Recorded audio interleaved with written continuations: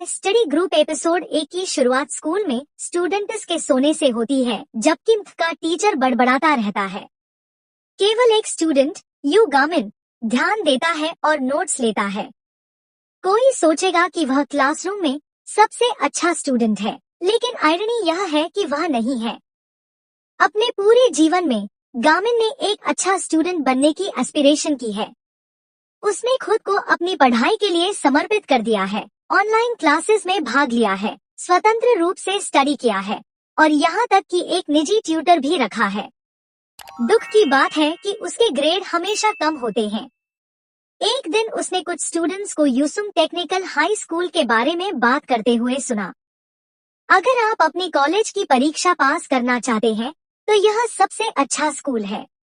गामिन बिना सोचे समझे यूसुम टेक्निकल हाई स्कूल में ट्रांसफर्ड हो जाता है, लेकिन पता चलता है कि उसे गलत सूचना दी गई थी।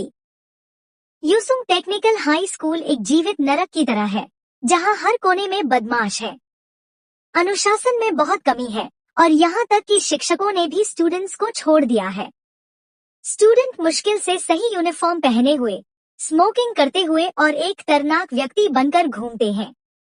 हालांकि गामिन हार मानने से इनकार कर देता है और सबसे समझदार दिखने वाले छात्रों में से एक किम सहेओन के पास जाता है। वह सहेओन को अपने स्टडी ग्रुप में शामिल होने के लिए कहता है, लेकिन इससे पहले कि वह जवाब दे, लड़ाई शुरू हो जाती है। स्टूडेंट्स में से एक सहेओन के साथ लड़ाई शुरू कर देता है और उसे बुरी तरह पीटता है, जबकि बाकी लोग देखते रहते हैं। स्टूडेंट्स के बीच एक ऑनलाइन रैंकिंग प्रणाली है और उन्हें रैंक में ऊपर उठने के लिए लड़ना होगा। हेड ऑफ डिसिप्लिन लड़ाई को रोकता है और नई टेम्पररी टीचर मिस हानग्योंग का परिचय देता है। जैसा कि अपेक्षित था, स्टूडेंट उस पर कोई ध्यान या सम्मान नहीं देते।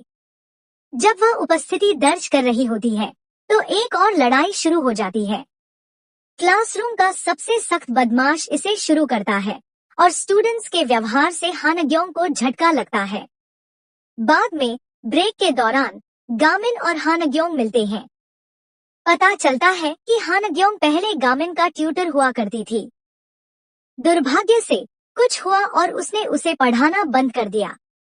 गामिन को चिंता है कि वह स्कूल की इंडिसिप्लिन के कारण पढ़ाई छोड़ देगी, लेकिन वह वादा करती है कि वह ऐसा नहीं करेगी।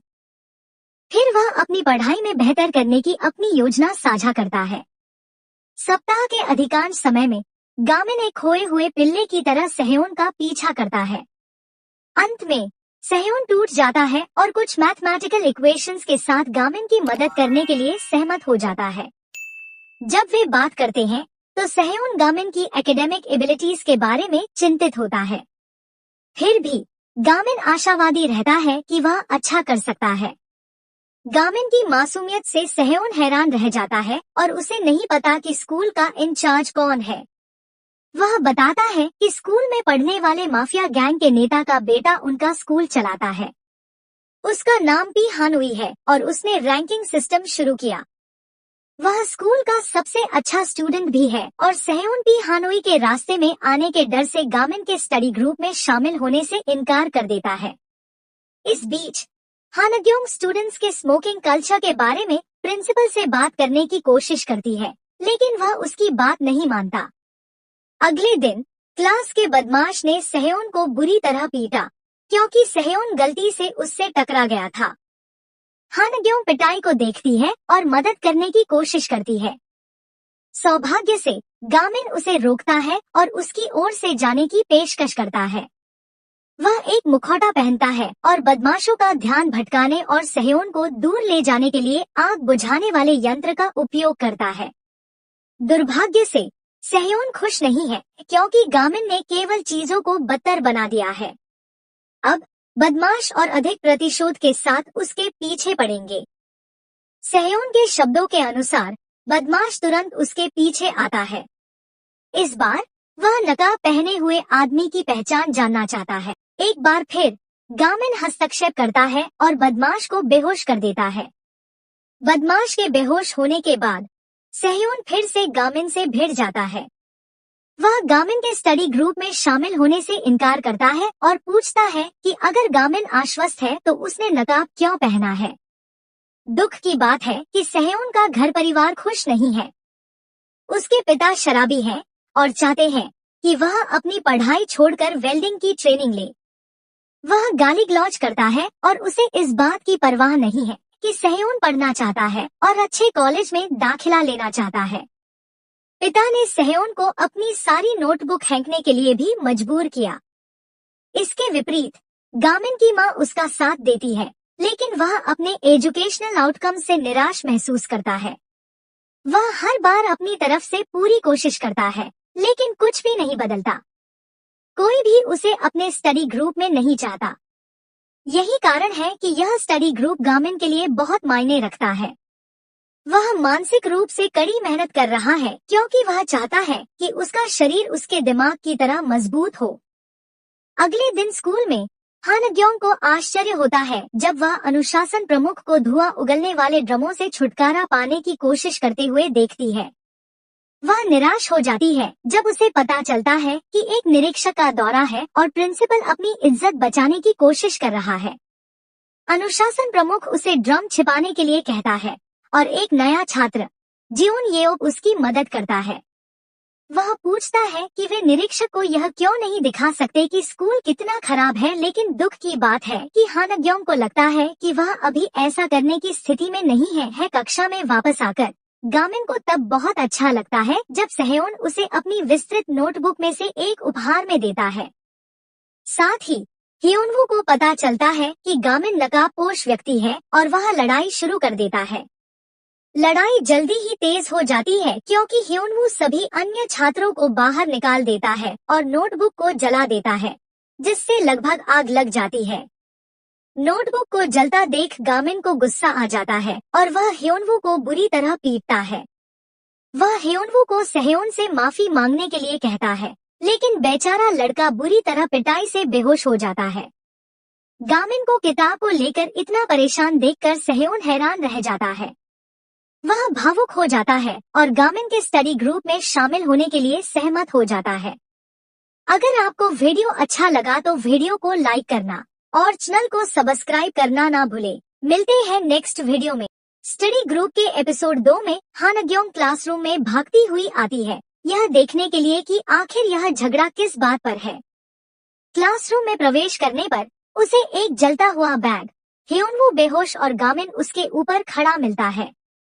इंस्पेक्टर और प्रिंसिपल के आते ही वह तेजी से आग बुझा देती है। वे सभी मानते हैं कि गामिन अपराधी है और उसे बुलाते हैं। व्हाइट गैमिन इंस्पेक्टर और प्रिंसिपल का इंतजार करता है।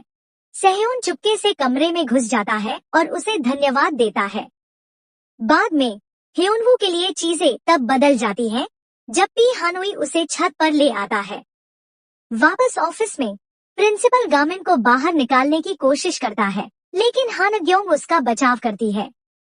वह बताती है गामिन को खुद को बचाने के लिए हिंसा का सहारा लेना पड़ा। वह इंस्पेक्टर के सामने प्रिंसिपल को बुलाती है, जिससे वह शर्मिंदा महसूस करता है। इंस्पेक्टर को आखिरकार याद आता है कि उसने हानग्योंग को पहले कहाँ देखा था। वह प्रिंसिपल को बताता है कि हानग्योंग पिछले साल टीचर रिक्रूटमेंट परीक्षा में सबसे अच्छा प्रदर्शन करने वाली स्टूडेंट थी। हालांकि उसने रजिस्ट्रेशन नहीं कराया और उसे अयोग्य घोषित कर दिया गया। इंस्पेक्टर यह देखने के लिए उत्सुक है कि क्या वह स्कूल बदल सकती है और उसे एक मौका देता है। हानग्योंग ने उल्लेख किया कि वह स्टूडेंट्स को एक स्टडी ग्रुप शुरू करने में मदद करेगी और इंस्पेक्टर सहमत है कि यह एक अच्छा विचार है। अगली सुबह गामिन स्कूल जाने से पहले चुपके से कसरत करता है। घटना के बाद वह और सहेयोन करीब आते हैं और अपने स्टडी ग्रुप में शामिल होने के लिए लोगों की तलाश शुरू करते हैं। प्रिंसिपल हानग्योंग को पकड़ना चाहता है और चाहता है कि यह विचार विफल हो जाए। वह हानग्योंग को स्टडी ग्रुप बनाने के लिए 2 सप्ताह का समय देता है। हानग्योंग सहेयोन और गामिन से मिलती है और उन्हें अदर स्टूडेंट्स को भर्ती करने के लिए प्रोत्साहित करने की कोशिश करती है। दोनों ने स्कूल के चारों ओर पोस्टर लगाना शुरू कर दिया, लेकिन गामिन के बारे में रिडिकुलस रूमर्स ने उनके प्रयासों को रोक दिया। हियोनवू के साथ लड़ाई के बाद गामिन स्टूडेंट्स के बीच एक तरह से खौफनाक बन गया है। कई छात्रों स्टूडेंट्स को लगता है कि गामिन उन्हें स्टडी ग्रुप में शामिल होने के लिए धमकाएगा। अधिकांश स्टूडेंट उससे बच रहे हैं और पी हानोई के गुस्से का शिकार नहीं बनना चाहते हैं। जैसे जैसे सप्ताह बीतता है, गामिन अचानक जियोन्योब से मिलता है और उसे अपने स्टडी ग्रुप में आमंत्रित करता है। दुर्भाग्य से जियोन्योब उसे मना कर देता है और पूछता है कि गामिन अपने करीबी लोगों के लिए परेशानी क्यों पैदा करने की कोशिश कर रहा है। जैसे जैसे दिन बीतते हैं, गामिन और सहयोन प्रतिक्रिया की कमी से निराश होने लगते हैं। साथ ही हानग्योंग ह्योनवू के बारे में चिंतित हो जाती है, जो लड़ाई के बाद से स्कूल से गायब है। वह उसे खोजने की कोशिश करती है लेकिन असफल रहती है। एक शाम क्लासरूम्स के बाद हानग्योंग गामिन और सहयोन को उनका मनोबल बढ़ाने के लिए आमंत्रित करती है। वह उनके लिए किताबें, पेन और खाना खरीदती है और उन्हें बेहतर तरीके से जानती है। मिठाई बांटने के बाद वे दोनों अपने अपने रास्ते चले जाते हैं, लेकिन गामिन को पता चलता है कि उसने गलती से अपनी नई किताब हानग्योंग के बैग में छोड़ दी थी। इस बीच हानग्योंग घर लौटती है और पाती है कि ह्योनवू और उसका गिरोह उसके घर में घुस आया है। ह्योनवू हानग्योंग के बारे में बड़बड़ाना शुरू कर देता है कि वह स्कूल में गलत लोगों से मिल रही है। यह पता चलता है कि किसी ने ह्योनवू को हानग्योंग पर हमला करने और उसे सबक सिखाने का आदेश दिया था।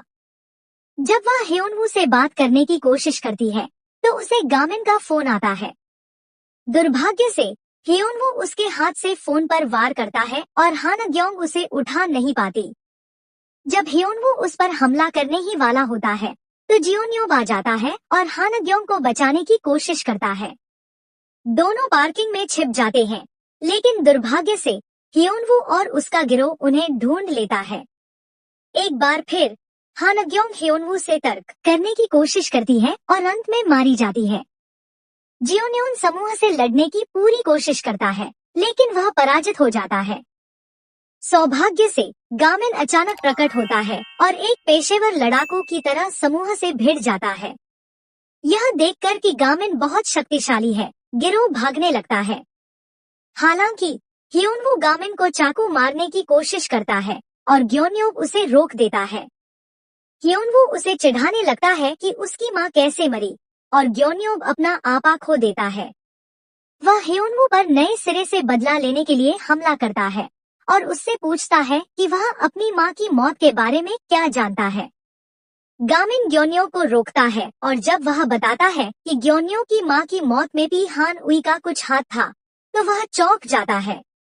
जाने से पहले ग्योन्योब हानग्योंग को सावधान रहने की चेतावनी देता है, क्योंकि स्कूल में कोई भी हान उई के सामने खड़ा नहीं हो सकता। वह गामिन को उसके स्टडी ग्रुप के विचार के बारे में भी सावधान करता है। घटना के बाद हानग्योंग गामिन को वह किताब देती है जो वह उसके बैग में भूल गई थी। वह अपने अपार्टमेंट में वापस जाती है और पुलिस को बुलाने के बारे में सोचती है। जैसे ही वह कॉल करने वाली होती है, ह्योनवू के गिरोह के सदस्यों में से एक माफी मांगने के लिए उसके दरवाजे पर दस्तक देता है। वह बताता है कि वह खतरे में है और उसके पास कोई विकल्प नहीं है। अगले दिन स्कूल में सहयोन और गामिन निराश महसूस करते हैं, क्योंकि कोई भी स्टडी ग्रुप के लिए साइन अप नहीं कर रहा है। एपिसोड का अंत उन्हें एक लड़की से एक एप्लीकेशन मिलने के साथ होता है। आश्चर्यजनक रूप से यूसुंग टेक्निकल हाई स्कूल एक कोएजुकेशन स्कूल है। स्टडी ग्रुप के एपिसोड 3 की शुरुआत हानग्योंग द्वारा किसी से पी हानोई के बारे में पूछने से होती है, लेकिन उसे चेतावनी दी जाती है कि वह उस पर नजर न रखे। उसके रिलक्टेंट सोर्सेस के अनुसार पी हानोई पर नजर रखने से उसकी मौत हो सकती है। आश्चर्यजनक रूप से पी हानोई हानग्योंग से पहले आने का फैसला करता है।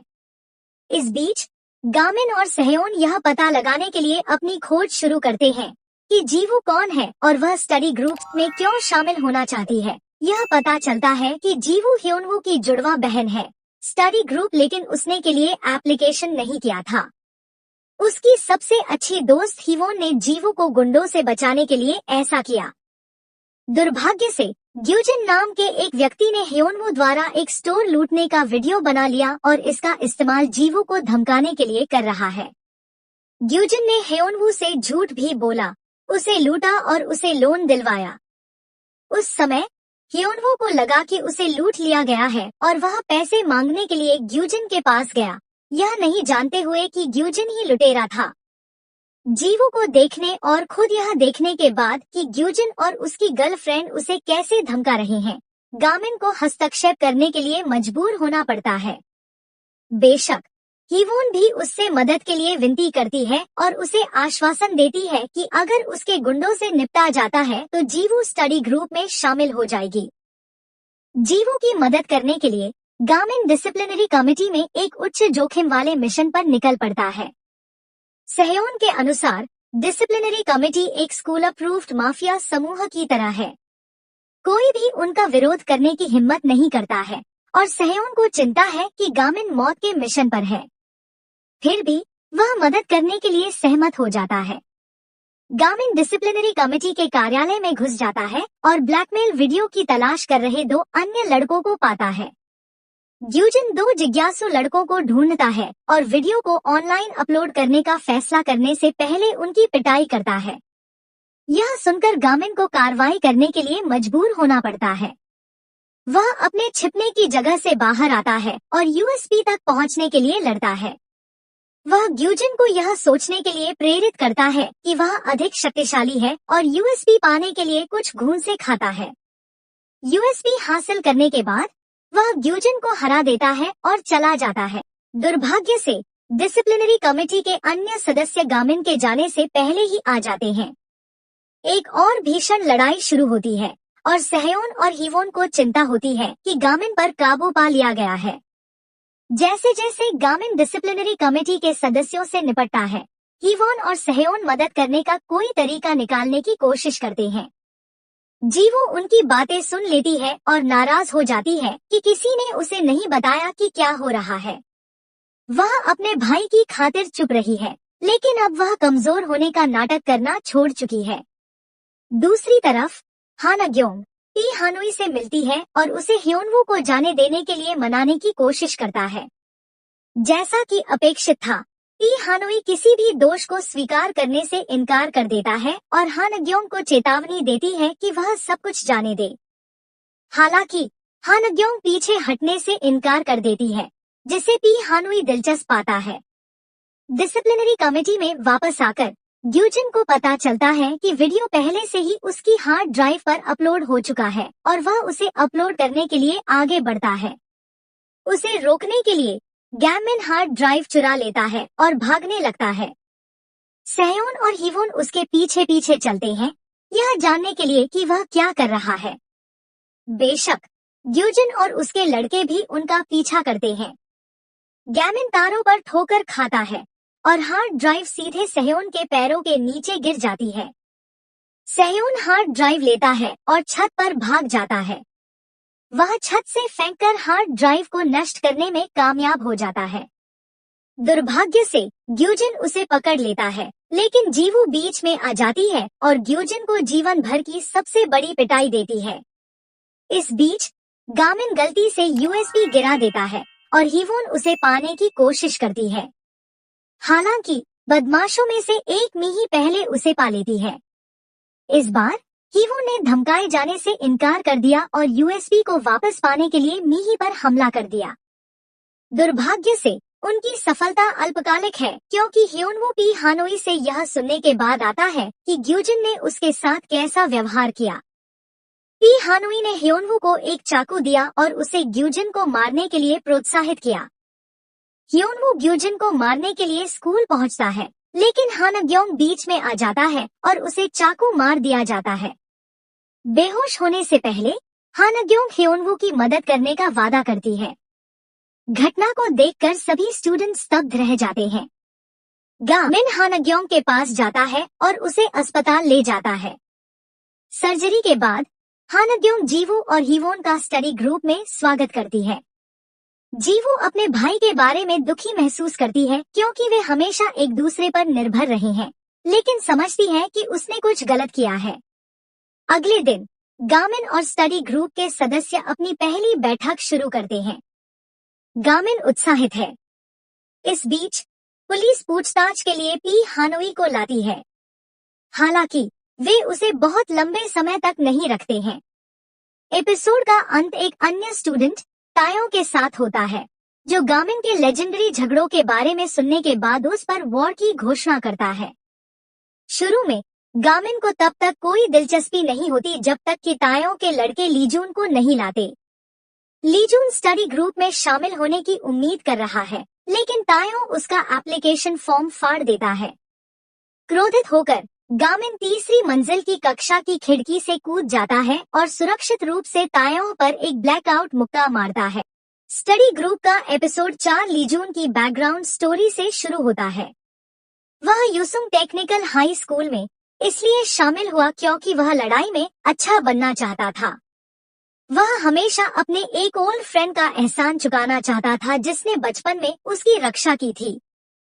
दुर्भाग्य से वह दोस्त बाद में गैंग में शामिल हो गया और लीजून को दूर धकेल दिया। विडंबना यह है कि वह वास्तव में इसमें बहुत खराब है। स्टडी ग्रुप में शामिल होने का उसका कारण यह है कि वह गामिन से लड़ना सीखना चाहता है। हालांकि गामिन उसे ग्रुप में शामिल होने से मना कर देता है जब तक कि वह स्टडी करने के लिए सहमत न हो। अपनी ईमानदारी दिखाने के लिए लीजून एक गणित की परीक्षा देने के लिए सहमत हो जाता है, जबकि अन्य अस्पताल में हानग्योंग से मिलने जाते हैं। जैसे ही लीजून परीक्षा देता है, एक और आदमी उसके पास आता है और पूछता है कि क्या वह गामिन है। लीजून झूठ बोलता है कि वह वास्तव में गामिन है और उसे ले जाया जाता है। जंगहो नामक व्यक्ति उसे एक सुनसान गोदाम में ले जाता है और वादा करता है कि अगर वह योनबेक गैंग टेस्ट में पास हो गया तो वह उसे एक कार देगा। जैसी कि उम्मीद थी, लीजून बुरी तरह से असफल हो जाता है। गामिन और ग्रुप स्कूल लौटते हैं और पाते हैं कि लीजून गायब है। वे उसके टेस्ट को देखते हैं और पाते हैं कि उसने अच्छा किया है, लेकिन आश्चर्य करते हैं कि वह कहाँ है। जियोन्यूब आता है और उन्हें बताता है कि लीजून को गैंग ने ले लिया है। गामिन, जियोन्यूब और जीवू लीजून को बचाने के लिए गोदाम की ओर भागते हैं, जबकि सेहयोन और हिवोन मामले की रिपोर्ट करने के लिए पुलिस स्टेशन जाते हैं। गामिन और अन्य लोग वहां पहुंचते हैं और पाते हैं कि जंगहो लीजून को उसकी पहचान के बारे में झूठ बोलने और टेस्ट में फेल होने के लिए पीट रहा है। एक और भीषण लड़ाई होती है और एक बार फिर गामिन जंगहो को यह सोचने के लिए प्रेरित करता है कि वह अधिक शक्तिशाली है। गामिन को पिटता देख जीवू को चिंता होती है। हालांकि सही समय पर गामिन अपनी सीक्रेट स्ट्रैटेजी का खुलासा करता है और जंगहो को बुरी तरह पीटता है। इसी समय जासूस ताइमैन को पुलिस स्टेशन में भ्रष्टाचार का संदेह होने लगता है। वह सवाल करता है कि पी हानोई को बिना पूछताछ के इतनी जल्दी क्यों छोड़ दिया गया, लेकिन उसके वरिष्ठ अधिकारी ने उसे नजरे फेर लेने को कहा। जासूस ताइमैन को यह भी चिंता है कि हानग्योंग गंभीर संकट में पड़ सकती है। ऐसा लगता है कि उसे पता है कि 1 साल पहले उसके साथ क्या हुआ था। हिवोन और सेहयोन द्वारा लीजून की घटना की रिपोर्ट करने के बाद पुलिस जंगहो और उसके आदमियों को गिरफ्तार करने के लिए दौड़ी। ताइमैन स्टूडेंट्स को अपना कार्ड देता है और उन्हें सलाह देता है कि अगर वे फिर से मुसीबत में पड़े तो उसे फोन करें। हालांकि जियोन्यूब गिरोह के एक सदस्य का पीछा करने के लिए निकल जाता है, जो अपनी मां की मौत का जिक्र करके भाग गया था। जैसे जैसे स्कूल में स्थिति बिगड़ती जाती है, पी हानोई इस योजना को जारी रखता है कि कैसे चीजों को और अधिक एक्साइटेड किया जाए। इस बीच स्टडी ग्रुप ने अपना मैसेज ग्रुप स्थापित किया और लीजून का स्वागत किया। जैसे जैसे दिन बीतते हैं, वे अपने स्टडी ग्रुप सेशन शुरू करते हैं और एक दूसरे का समर्थन करना जारी रखते हैं। ठीक होने के बाद हानग्योंग स्कूल लौटती है और प्रिंसिपल से मिलती है। वह पी हानोई की भागीदारी को नजरअंदाज करने के लिए उसे बुलाती है और इस पर एक आधिकारिक रिपोर्ट लिखती है। बाद में वह स्टडी ग्रुप के स्टूडेंट्स से मिलती है और उन्हें एक अलग स्कूल की अपकमिंग ट्रिप के बारे में बताती है। उसे उम्मीद है कि स्टूडेंट स्टडी ग्रुप को ऑपरेटेड करने के तरीके के बारे में अधिक जानेंगे और वह उन्हें सियोल के एक स्कूल में ले जा रही है। उत्साहित होकर स्टूडेंट्स ने अपने सबसे अच्छे कपड़े पहने और ट्रैवल के दिन मिले। दुर्भाग्य से गामिन देर से आता है और जीवू गलती से उसे स्कूल का गलत नाम भेज देती है। स्टडी ग्रुप के एपिसोड 5 की शुरुआत पी हानोई और उसके साथी मिनावान से होती है। जो कांग डोंगसू के गिरोह को पीटते हैं क्योंकि उन्होंने उन्हें निराश किया था। ऐसा लगता है कि पी हानुई अपने पिता पर निशाना साध रहा है और अपनी योजनाएं बना रहा है ताकि समय आने पर वह पारिवारिक व्यवसाय को अपने हाथ में ले सके। इस बीच स्टडी ग्रुप अभी भी सियोल में है, जहां वह मैनिल हाई स्कूल के टॉप स्टूडेंट्स से मिल रहा है। दुर्भाग्य से जीवू ने गलती से गामिन को गलत पता भेज दिया और वह पड़ोसी स्कूल मानिक हाई स्कूल में चला गया। उसी समय मैनिल के स्टूडेंट्स ने खुलासा किया कि उनके पड़ोसी स्कूल के स्टूडेंट्स द्वारा उन्हें धमकाया जा रहा है। वे चिंतित हैं कि उनका अपना एक स्टूडेंट जूनमिन देर से आ रहा है क्योंकि उसे गुंडों द्वारा प्रताड़ित किया जा रहा है। जैसा कि पता चलता है वे सही थे। जूनमिन को मानिक के गुंडों द्वारा बुरी तरह पीटा जा रहा है। जब तक सहेयोन और जीवू गामिन को सही पता बताने के लिए बुलाते हैं, तब तक वह मानिक में गुंडों से निपट चुका होता है। वह उन्हें बुरी तरह पीटता है और जूनमिन को बचाता है। एक कठिन शुरुआत के बाद स्टूडेंट आखिरकार पढ़ाई करने लगते हैं और खूब मौज-मस्ती करते हैं। जब वे अलविदा कह रहे होते हैं, तो जूनमिन माफी मांगता है और गामिन को धन्यवाद देता है। पता चलता है कि जूनमिन गामिन के प्रीस्कूल के स्टूडेंट्स में से एक था। वह अच्छा प्रदर्शन करता था और उसने गामिन को अपने स्टडी ग्रुप में शामिल करने से मना कर दिया। पीछे मुड़कर देखने पर उसे गामिन के साथ बुरा व्यवहार करने का पछतावा होता है और वह उसे कोशिश करते रहने के लिए प्रोत्साहित करता है। उसके एनकरेजिंग वर्ड्स गामिन को रुला देते हैं। इस बीच हानग्योंग मनिल की टीचर वुयोल से कहती है कि वह यूसुंग टेक्निकल हाई में रह रही है क्योंकि उसे वहां कुछ हासिल करना है। अगले दिन study group Yusung technical high school में वापस आता है। वे यह देखकर हैरान रह जाते हैं कि प्रिंसिपल ने उन्हें उनके क्लब के लिए एक पुराना गंदा कमरा दिया है। हालांकि गामिन का उत्साह उन्हें इसे साफ करने और इसे सभ्य बनाने के लिए प्रेरित करता है। सफाई करने के बाद एक और बदमाश होमिन आता है। शुक्र है स्टडी ग्रुप के छात्र लालच में नहीं आते और दूसरी ओर हानग्योंग वाइस प्रिंसिपल से मिलती है और सुझाव देती है कि वे डिसिप्लिनरी कमेटी के साथ बैठक बुलाएं और पी हानुई की सजा पर चर्चा करें।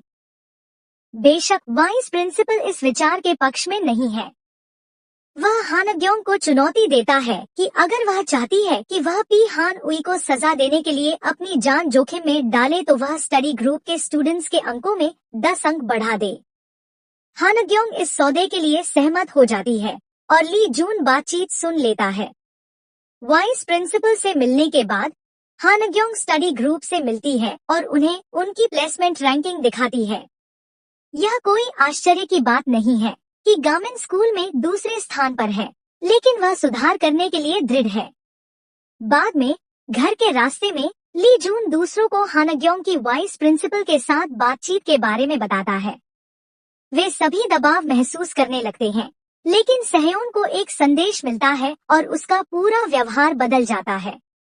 वह यह कहते हुए भाग जाता है कि उसकी एक मीटिंग है। पता चलता है कि उसके पिता ने उसे स्कूल के तुरंत बाद कंस्ट्रक्शन साइट पर पहुंचने का आदेश दिया था। हमेशा की तरह उसके पिता नहीं चाहते कि वह पढ़ाई करे। फ्लैशबैक में हम एक युवा सहेयोन को अपने माता पिता के साथ परीक्षा पास करने की अपनी खुशखबरी साझा करने के लिए घर भागते हुए देखते हैं। वह घर पहुंचता है और पाता है कि उसके माता पिता झगड़ रहे हैं, जबकि पड़ोसी बाहर बैठकर सुन रहे हैं। उसके पिता इस बात से नाराज थे कि उनकी पत्नी ने लोन लिया था और देनदार उनके पीछे पड़े थे। वर्तमान में साइट पर जाते समय सहेयोन की मुलाकात हिवोन से होती है। वे बातचीत शुरू करते हैं और वह सहेयोन को यह बताकर प्रोत्साहित करती है कि वह कितना प्रभावशाली है। चलते समय वे होमिन और उसके गुंडे दोस्तों से टकराते हैं। एक बार फिर वे सहेयोन और हिवोन को पीटना शुरू कर देते हैं। गामिन अचानक प्रकट होता है और अपने दोस्तों का बचाव करता है। दुर्भाग्य से सहेयोन को दुख होता है कि वह खुद का बचाव नहीं कर सकता और फिर से गामिन की मदद पर निर्भर करता है। सहेयोन घर जाता है और पाता है कि उसके पिता नाराज होकर उसका इंतजार कर रहे हैं। उसे फिर से पीटा जाता है, लेकिन इस बार वह अपने पिता के सामने खड़ा होता है और बाहर निकल जाता है। वह गामिन को उसका इंतजार करते देखकर हैरान रह जाता है। गामिन उसे अपने घर पर रखने की पेशकश करता है, लेकिन सेहयोन मना कर देता है। वह गामिन को समझाता है कि जितना वह आभारी है, उतना ही वह कम से कम खुद से एक लड़ाई जीतना चाहता है। वह खुद को असहाय महसूस करता है और उसे इस बात से नफरत होती है कि वह कमजोर लगता है। गामिन टैक्सी लेकर घर वापस आता है और सेहयोन की बातों के बारे में सोचता है। उस रात सैर पर निकलते समय सेहयोन की मुलाकात संयोग से होमिन से होती है। सौभाग्य से गामिन घर जाने का अपना मन बदल लेता है और जब वह होमिन को आता हुआ देखता है तो सेहयोन को फोन करता है। वह सेहयोन को मुक्कों से बचने के तरीके सिखाकर उसकी मदद करता है। दुर्भाग्य से लड़ाई के बीच में ही गामिन का फोन खत्म हो जाता है और सेहयोन को खुद की देखभाल करनी पड़ती है। हैरानी की बात यह है कि सेहयोन गामिन की मदद के बिना ही होमिन को ब्लैकआउट करने में कामयाब हो जाता है। स्टडी ग्रुप के एपिसोड 6 की शुरुआत पी हान उई द्वारा संगीत सुनने से होती है। तभी मिनावान आता है। दोनों अपने समूह नो रीजन के बारे में बात करना शुरू करते हैं। यह एक ऐसा समूह है जो बेजुबानों की मदद करने वाला है, लेकिन हम सभी जानते हैं कि वे ऐसा नहीं कर रहे हैं। मिनावान एक क्लाइंट के बारे में बात करना शुरू करता है और समस्या को हल करने के लिए शैतानी योजनाएं बनाता है। इस बीच गामिन सेहयोन को घर ले जाता है और उसकी माँ खुश नहीं है कि गामिन देर से आया है। वह उसे स्कूल बदलने के लिए तैयार रहने के लिए कहती है और गामिन तनाव में आ जाता है। सेहयोन को लगता है कि गामिन की माँ गंभीर नहीं है, लेकिन गामिन उसे आश्वस्त करता है कि वह गंभीर है। उसकी माँ ने हमेशा वही किया है जो वह कहती है। सोने से पहले गामिन की माँ उसे चुनने के लिए नए स्कूलों की एक सूची देती है। जैसे जैसे रात गहराती जाती है, गामिन सेहयोन से कहता है कि उसे बचाने का कोई अफसोस नहीं है, भले ही वह अपने कर्फ्यू से चूक गया हो। सेहयोन यह पूछने की कोशिश करता है कि गामिन पढ़ाई के लिए इतना दृढ़ क्यों है, जबकि उसकी माँ को ग्रेड की परवाह नहीं है और वे अमीर हैं। गामिन बताता है कि जब कोई उससे उम्मीद नहीं करता तो उसे और भी बुरा लगता है। फ्लैशबैक में हम देखते हैं कि युवा गामिन पर मीडिया की बमबारी हो रही है, जो पूछ रही है कि क्या वह अपने प्रतिभाशाली पिता के नक्शेकदम पर चलेगा। अगले दिन गामिन और उसकी माँ प्रिंसिपल से उसके स्थानांतरण के बारे में बात करने के लिए आते हैं। स्टडी ग्रुप के अन्य स्टूडेंट खिड़की से देखते हैं। उन्हें एहसास होता है कि उसके कम ग्रेड के कारण गामिन आसानी से स्थानांतरित नहीं हो पाएगा। हालांकि गामिन की मां ने बताया कि उन्हें गामिन को नया स्कूल दिलाने के लिए सियोल में स्थानांतरित होना पड़ेगा। स्टूडेंट गामिन की मां को अपने स्कूल के बारे में अच्छी जानकारी देने की कोशिश करते हैं, लेकिन महिला इससे प्रभावित नहीं होती। छात्र हानग्यों को आने और गामिन की मां से बात करने के लिए और समय खरीदने की कोशिश करते हैं। दुर्भाग्य से गामिन की मां ने फैसला कर लिया है और उनकी दलीलें उसे प्रभावित नहीं करती हैं। वह ठीक उसी समय वहां से चली जाती है जब हानग्योंग टैक्सी लेकर आता है। हानग्योंग बच्चों को प्रोत्साहित करती है कि वे हार न माने। वह बच्चों के साथ समय पर गामिन की मां तक पहुंचने के लिए तेज गति से कार का पीछा करती है। हालांकि होमिन और उसके साथी अचानक कार का पीछा करना बंद कर देते हैं जब वे अपनी मोटरसाइकिलों से उनका पीछा करते हैं, जिससे ट्रैफिक जाम हो जाता है। एक और लड़ाई तब होती है जब जीवू और लीजून गुंडों से भिड़ जाते हैं। लीजून पीछे रहकर लड़ने का विकल्प चुनता है, जबकि अन्य लोग गामिन की मां को सियोल में एक घर के लिए स्ट्राइप्स पर हस्ताक्षर करने से रोकने के लिए दौड़ पड़ते हैं। सौभाग्य से वे समय रहते वहां पहुंच जाते हैं और हानग्योंग खुद को गामिन की मां से फिर से मिलवाती है। पता चलता है कि हानग्योंग यूसुंग टेक्निकल हाई स्कूल में एक शिक्षिका की मौत से प्रभावित थी। वह और गामिन की मां दोनों उस महिला को जानती थी और गामिन की मां ने हानग्योंग को न्याय के लिए लड़ने के लिए प्रोत्साहित किया। दूसरी तरफ मिनावान ने पी हान उई को बताया कि हानग्योंग उसके खिलाफ अनुशासन समिति गठित करने की सोच रही है। मिनावान ने पी हान उई से पूछा कि क्या उसे पिछली बार की तरह ही इस बार भी इस मामले को संभालना चाहिए। वह शायद जोन्यो की माँ और हानग्योंग के रोल मॉडल की ओर इशारा कर रहा है। दृश्य में मिहवान को कैफे की दुकान पर पहुंचते हुए दिखाया गया है, जहां स्टडी ग्रुप, हानग्योंग और गामिन की माँ बात कर रही हैं। गामिन की माँ को अभी भी लगता है कि उसके बेटे को दूसरे स्कूल में भेजना बुद्धिमानी होगी। मिनावान बैठक में बाधा डालता है और एक और लड़ाई शुरू हो जाती है। इस बार गामिन की माँ आगे आती है। वह कोरिया ताइक्वांडो एसोसिएशन की निदेशक है और लड़ सकती है। दुख की बात है कि जब वह हानग्योंग की रक्षा कर रही थी, तो एक बीम उसके सिर पर आकर लगी और वह घायल हो गई। अगले दिन गामिन केवल बदला लेने के इरादे से स्कूल जाता है। वह अपनी पसंदीदा छत पर पी हानुई को पाता है और अचानक हमला करने की कोशिश करता है। पी हानुई के 3 अंगरक्षक गामिन के हमले को रोकते हैं और चीजें दिलचस्प हो जाती हैं।